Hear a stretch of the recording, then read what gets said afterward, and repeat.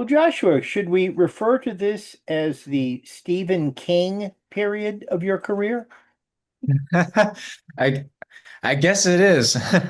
I'm I I'm still trying to come to terms with it. I'm still processing that. Were you much of Yeah. a reader of his work before you got this double barrel insertion into the Stephen King universe? I read some books in high school, but I didn't like read all of Mr. King's books. I remember like reading bits of Carrie and bits of Misery. Yes, Misery.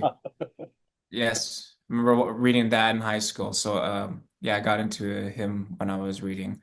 But I didn't read The Long Walk though.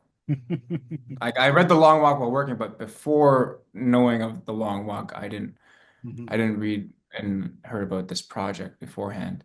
And when I got the audition, they didn't really give me a lot of information of what I was going for because like when I find for bigger productions, like the less information possible and see how good you do, and they'll give you a callback afterwards. I just had like 2 pages of a little bit of a character description and kind of like made my own monologue.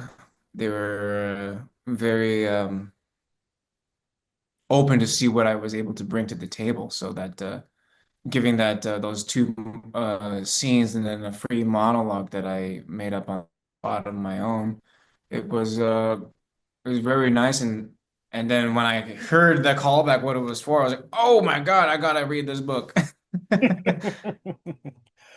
How rigorous a training did you have to go through to prepare for this? Like I feel like the training was there's not a lot of training. I mean, like I just thought, oh, it's walking, I can do that, you know? It's no big deal. I walk all the time. I remember like staying in Italy for a few months and I was walking everywhere. And boy, I was wrong. I was really surprised.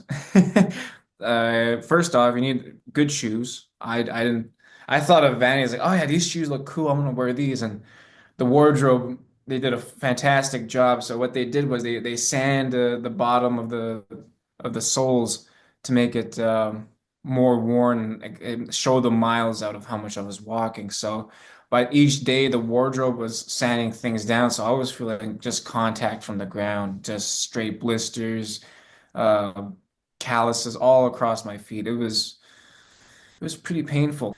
It was very painful. And the boys who I was surrounded with, they were all very competitive. So after walking like 20,000 steps a day, we just went to the gym and just kept on going. There were quite a few long, continuous shots in this movie. Uh, Mhm. were there any scenes that required an unusually high number of takes because, well, of the physical demands, but also maybe somebody forgot their lines or somebody was cracking up or what?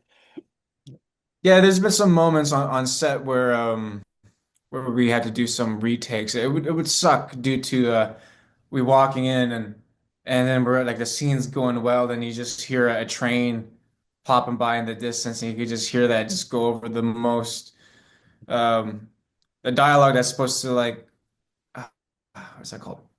There's a conviction in the lines and dialogues, and then you don't really hear that conviction due to the train in the background, like kind of like honking in the distance. So like, oh crap, sound, we're gonna have to redo this back to once. And then they're like, oh geez. So you just kind of take it from there. And I I think I feel like when I forgot my line, I was like, oh geez, I think it's coffee time. It's coffee o'clock. Um, Yeah, do you think a lot of late nights. the movie is particularly relevant for right now? I do. That when I read the script and read the book, I realized that a lot of this is actually kind of happening today. It talks about the greed of all men. I feel like it shows that in all these boys. It doesn't necessarily defined by one race. Like everyone in this dystopian timeline is all out for themselves, and they all think they can outwalk each other. And yeah, I feel like nowadays everyone is so used to bad news and things are going around the world, and it's kind of like showing a glimpse of a future of what would happen if this dystopian universe would happen, and our you know our leaders turn on us as people. So we just kind of have to like you know live in a Great Depression again. So I feel like all of that numbingness of the violence and all of that is like what you see in this movie. The people who watch that part of my language, but this is one of the lines, the fucking pigs who stare. So it's like everyone is seeing this violence come down and they think it's normal. And they're like, I want to have an opportunity to basically get out of this poverty. And that's the trap. Now, tell the truth. Did you try to get uh Luke Skywalker's autograph? I did. I really wanted to. I got a photo with him, but I was so shy because like we were filming with him for like 4 weeks. It took me the last day to finally gain the courage to say something to him. I was just like, oh my God, I can't. I'm just let him do his thing. I'm gonna be over here and try to think of something interesting to say, and then days would pass, and then I wouldn't see him again. And I know on the last day it was my moment to shine. We were on lunch break. Well, not necessarily lunch break. They just finished blocking, and they're setting up a camera on the rig on the golf cart. And I could see Mark Hamill kind of like perched up on his Jeep talking to someone. And I see that down the street. So I kind of walk in the middle of the street and had like puffed up my chest and walk down like, okay, this is me hyping myself up. And I could see like Luke Skywalker, Mark Hamill just like talking to his person here, and he clocks me walking down. And he sees me walking and the person's still talking to him. He kind of lifts up his hand like that. He's like, and you, young man, what's your name? Hello, my name is Joshua Odjick. I play Collie Parker. I just want to say it is an honor to meet you, Mr. Skywalker. And he's like, let's get a photo. I was like, all right.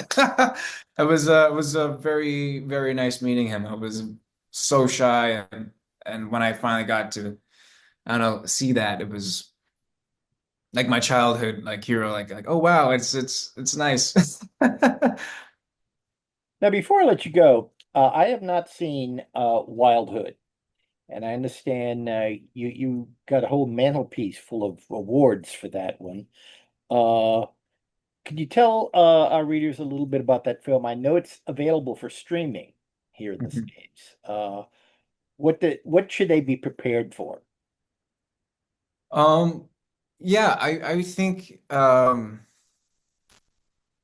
that movie is one of the first movies that I had open creative process to work with my scene partners, and also like kind of like just express artistically as an actor instead of just following a script and being on the surface of things. I was that really like helped basically jumpstart who I am as an actor and as an artist. And I think it is a tearjerker, but it's there's not a lot of blood. So I think the audience would like it. Not too much walking in that one, eh? I mean, there's some walking, but not too much walking. Well, congratulations. I think it's a terrific movie. I think it's exciting, it's gripping, it's also provocative, and you make every moment that you have on screen count. So, congratulations. Thank you, thank you, Joe. That Take means a care now. lot.